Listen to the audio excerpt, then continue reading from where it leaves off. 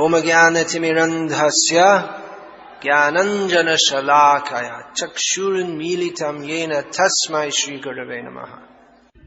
This analogy is often given in Shastra of the weapon of knowledge. The illusion within our hearts is considered an enemy. Illusion, doubts, ignorance, these are all our enemies.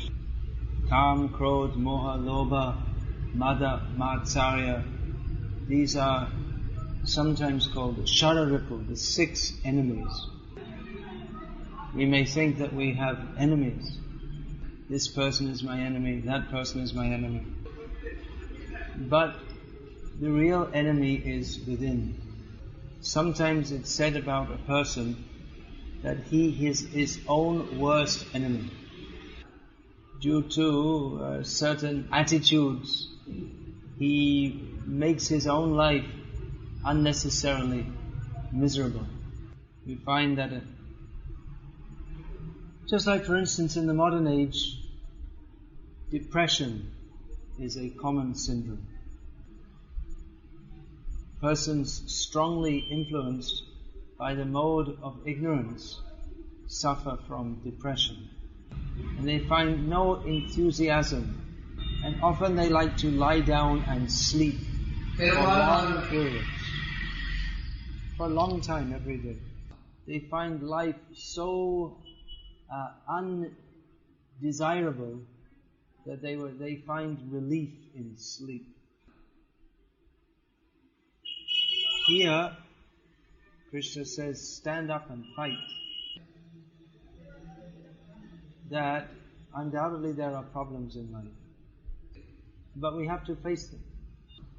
And the doubts, ignorance, illusion within us, they have to be overcome with the weapon of knowledge. That saying is there of someone being his own worst enemy. His own worst enemy. Actually, almost everyone in this material world is his own worst enemy. Anyone who is not Krishna conscious is his own worst enemy. Udhared atmana atmanam atmanam navasadayat. Atmaiva hi atmano bandhur atmaiva rupur atmanaha. One must, Lord Krishna states in Bhagavad-gita, that one must elevate himself by the mind and not degrade himself. The mind can be one's greatest friend or one's worst enemy. So we should make the mind our best friend by Bhaja Hure Mana Srinandanandana Savai Mana Krishna Padaravindayoho, setting the mind at the lotus feet of Krishna. And just opposite to this is Matya na Krishna Paratasvatova, the determination not to be Krishna conscious. Now, even if one takes to Krishna consciousness, sometimes, or many times, we find that persons become attacked by doubts, ignorance and delusion. The very decision to take to Krishna consciousness means that one has made great steps to conquer illusion. Because everyone in this material world is covered by Maya. And due to that, that is ipso facto. In other words, by that fact alone, the state of illusion. So to come to Krishna consciousness means to come out of the covering of Maya. This Maya Shakti, or the illusory potency of the Lord, has 2 phases.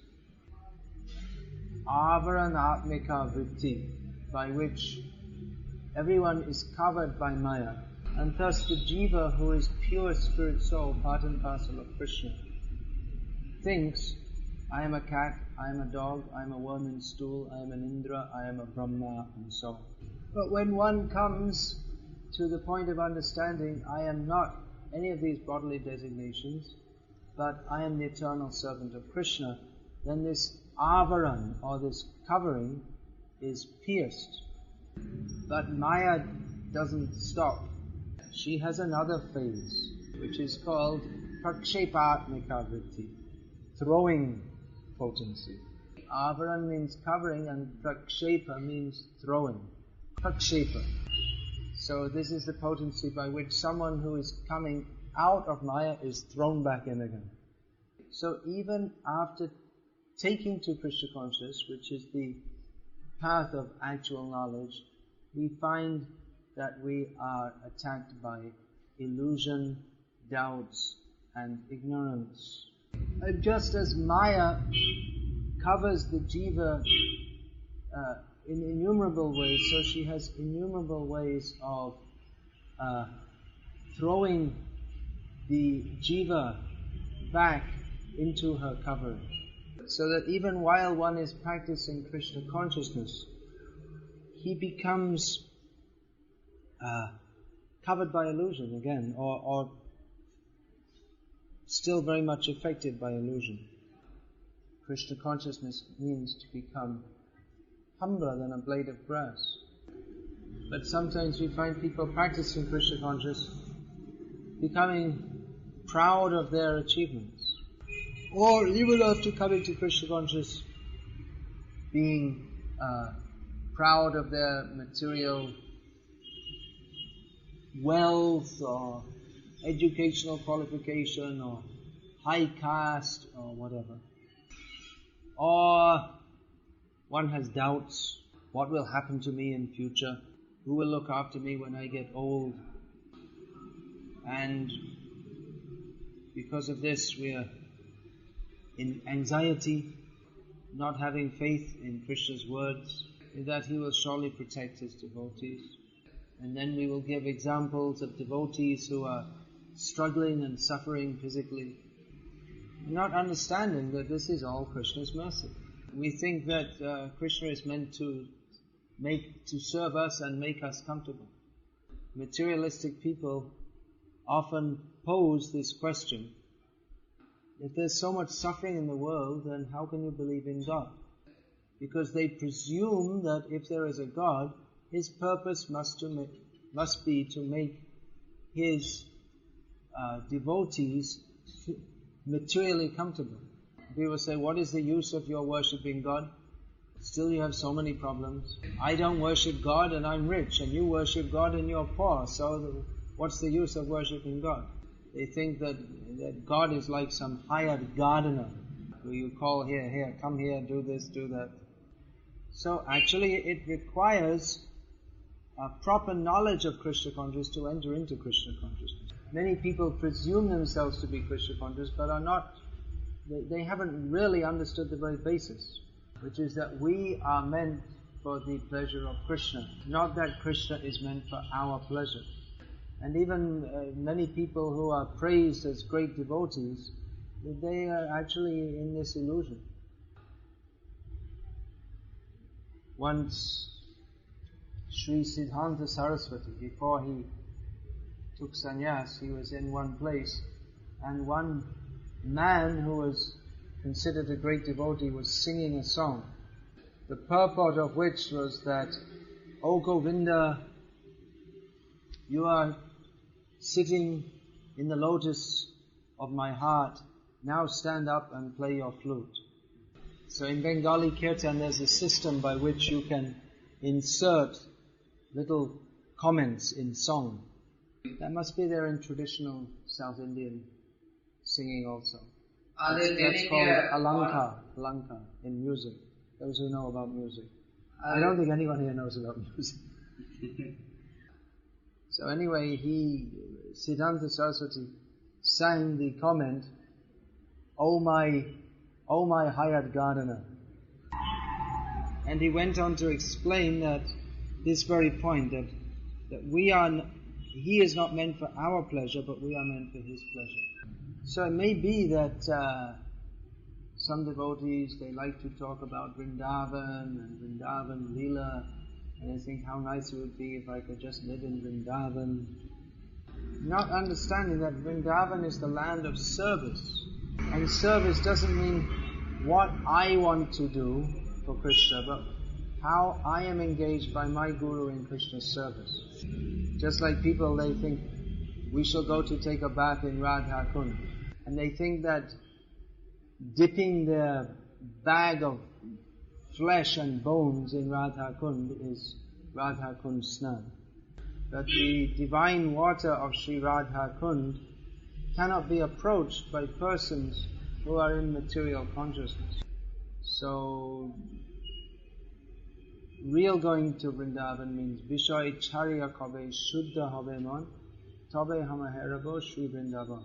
When we give up all ideas of enjoying ourselves, even the idea that I shall be happy by serving Krishna, when we give up all such ideas, then our mind will be purified to actually understand and enter into Vrindavan. Similarly, this point of difficulty, we want to avoid difficulty for the sake of that is another kind of sense gratification. But accepting difficulty is absolutely required in devotional service. Without that, it will be very difficult to get the qualification needed to go back to Godhead. The qualification for going back to Godhead is described, how one is certain, guaranteed to go back to Godhead is described in Srimad Bhagavatam. Tate nukampam susamikshamano bhunjana evatme pitang vipakam hudagva bhubhir vidatham namaste jiveta yo muktipade sadaya bha. Translation being that one who accepts all difficulties that he experiences in this world, thinking that these are the result of my karmic activities and accepting them as the mercy of the Lord, going on with his service to the Lord undisturbed by all difficulties, such a person is guaranteed to go back to Godhead because it has become his right. Prabhupada comments that this verse should be the guide of all devotees. Because in this world there must be so many difficulties. So we can see them as the means to guarantee our path back to God. Of course, there is little point in accepting useless austerities. If we decide to stand on one leg, that is undoubtedly difficult, but it will not help us to develop Krishna consciousness. And we may, without going to too much difficulty, try to arrange decent accommodation for the devotees so that they can prosecute Krishna consciousness without any extraneous or unnecessary disturbances. It's not that we deliberately try to make things difficult for everybody, but by the very nature of this material world, so many difficulties will come. Therefore, with the weapon of knowledge, we should overcome all doubts. Just like this doubt, when there are so many difficulties, you may think, oh, why am I going through so many difficulties? This bhakti is too much trouble. Better I give it up. We have to go on hearing so we get the knowledge to understand why we are performing bhakti. Or we may think that this path is too much troublesome. Here in ISKCON they push us too much. We don't mind doing a little service when we like, how we like, but all this pushing is too much. Better I join some organization that's more easy. Not so much seva, not so much principles to follow. But such an approach means that we're not serious. So we should hear regularly to overcome such doubts. Or we may think, who will look after me in the future? And then we have to save up our money and have a private bank account. Not having faith that Krishna looks after his devotees. If we depend on money instead of depending on Krishna, then we can't get Krishna. So we have to hear. Not everybody is capable of hearing. It doesn't enter what is being said doesn't enter their consciousness. Such people cannot advance in Krishna consciousness. If by hearing our attachments are not decreased, then that hearing is not beneficial. Now, many times people say, well, we just like to hear about Krishna Leela, that's very nice, we become more attached to Krishna. But when we cannot actually become more attached to Krishna unless we become detached from material attraction. The two things cannot stand in the same heart. Consciousness. Devotion for Krishna, actual devotion, is characterized by lack of attraction for material things. Bhakti pareshanubhavo viraktiranyatra. Bhakti means that experience of the Supreme Personality of Godhead and concomitant detachment from everything else. So we all, those of us who are taking to Krishna consciousness, we all have the tendency to slip back into Maya. And therefore we have to apply ourselves very seriously to the process of hearing and reading on a regular basis. Then we can be carried back to Godhead by the mercy of the great devotees. Arjuna is being addressed here by Krishna. In honor of Krishna's deciding to become Arjuna's charioteer, Krishna is known as Partha Sarathi. He is not Bhima Sarathi or Yudhishthira Sarathi. This Partha means Arjuna. Arjuna was directly with Krishna. But he proposed that Krishna should drive me away from the battlefield. Krishna, I don't like it here, therefore your duty as my servant is to drive me away. But actually, as became clear by Krishna's addressing Arjuna in Bhagavad-gita, Krishna was only taking the role of the servant. It was Arjuna's role to serve Krishna. And therefore, ultimately, Arjuna agreed, Karishye vachanam tava, I will do what you say. Now, it is the job of the chariot driver to say to the Rati, the Sarathi has to say to the Rati or the person who's on the chariot, Karishye vachanam tava, I will do what you say. But Arjuna, who is the passenger on the chariot, told Krishna, who is the driver of the chariot, I will do what you say. This is back to front. But the very fact that Krishna was the chariot driver of Partha, that is also back to front. So it's a double negative which becomes a positive. So actually it is suitable that Arjuna says to Krishna, Karishye vachanam tava, I will do what you say. Otherwise, Arjuna, he was thinking that Krishna should either drive me off the chariot or anyway he can stay on the chariot and I'm going off by myself. Either God should fulfill my desire for sense gratification, or if he doesn't do so, I will renounce God and pursue my desires for sense gratification independently. So from this analogy we can see that there isn't much difference between the so-called theists of this world and the atheists. That they're both interested in sense gratification.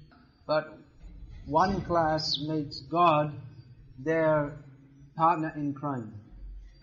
Whereas the atheists, they reject the existence of God and go on with the same business, which is sense gratification.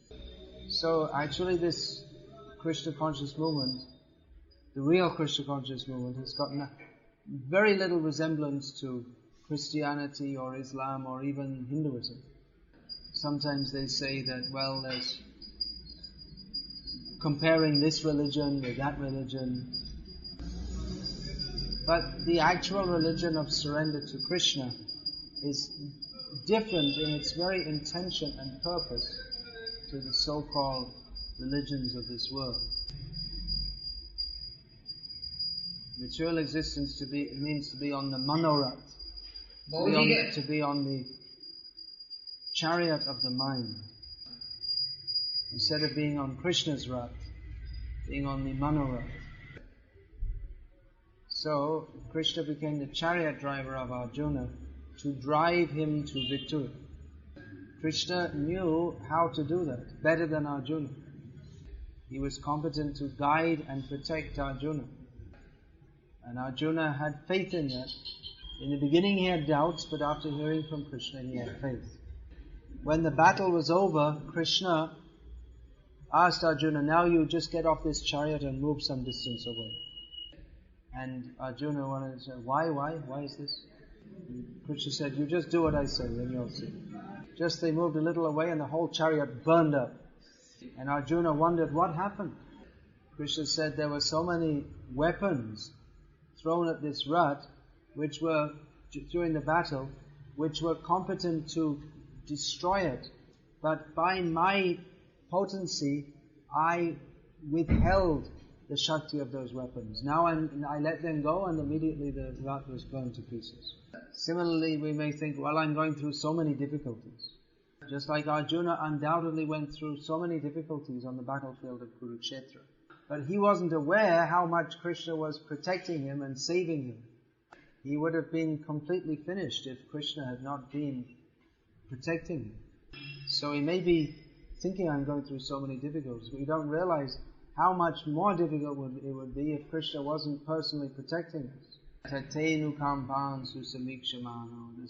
devotee thinks that actually I'm having some difficulties. But he thinks actually I should have much more because I'm such a sinful rascal. And a real devotee, instead of saying that, why is Krishna giving me so much difficulty? He thinks Krishna is so kind, he's only giving me this much difficulty. I deserve much more. But Krishna is only giving me a little just to teach me how miserable this material world is. So we see that a real devotee's way of thinking is quite different to that of the materialist and even to that of the materialistic so-called theists.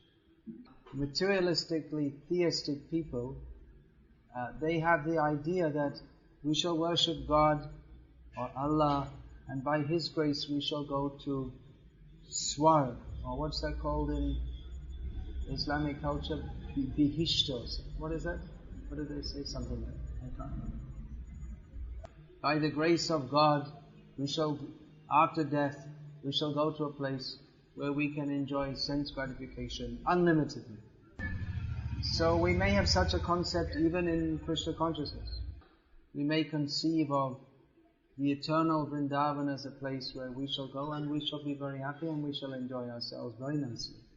But this concept of Vrindavan is not much more elevated than that of the materialistic theists.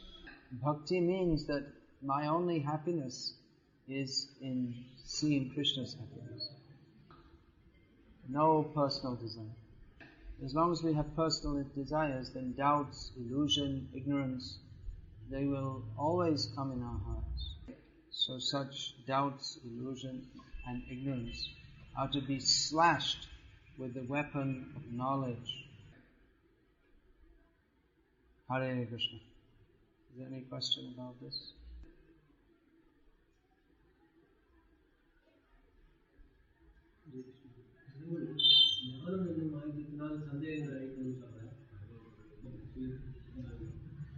Here it is there. Say in the mic, in Tamil and in English. The question here is, why the Lord says that we should destroy the doubts by knowledge rather than saying it by bhakti? This knowledge is not separate from bhakti. It means knowledge of the principles of bhakti. Doubt means to doubt our position as eternal servants of Krishna. It means to doubt. See, while the class is going on, you should ring the bell very quietly. I think it's finished now. You can tell another time.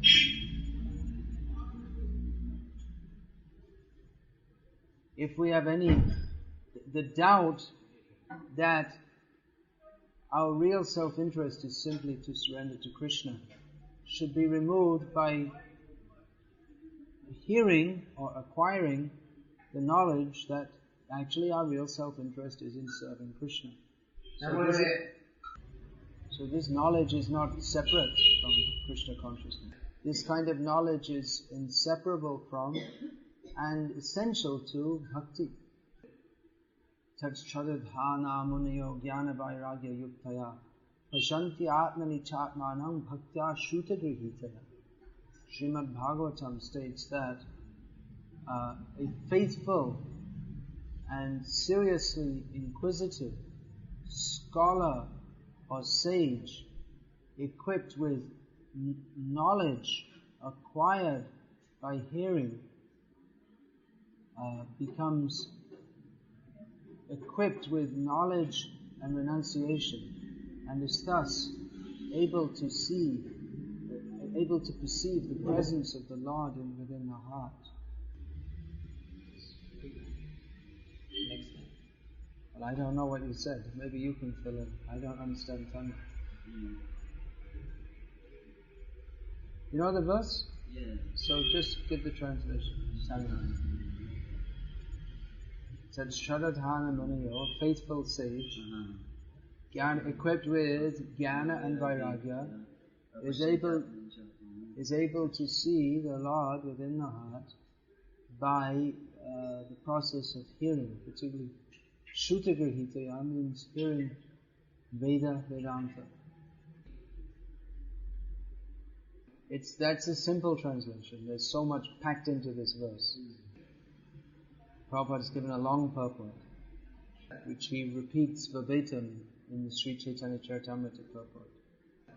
In each of these verses, there's so much packed in. Therefore, we have this system of speaking on a verse. All these verses can be explained in so many ways. There's no end.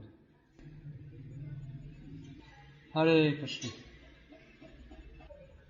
So we finish there. Hare Krishna. Thank you for your patience and enthusiasm in hearing.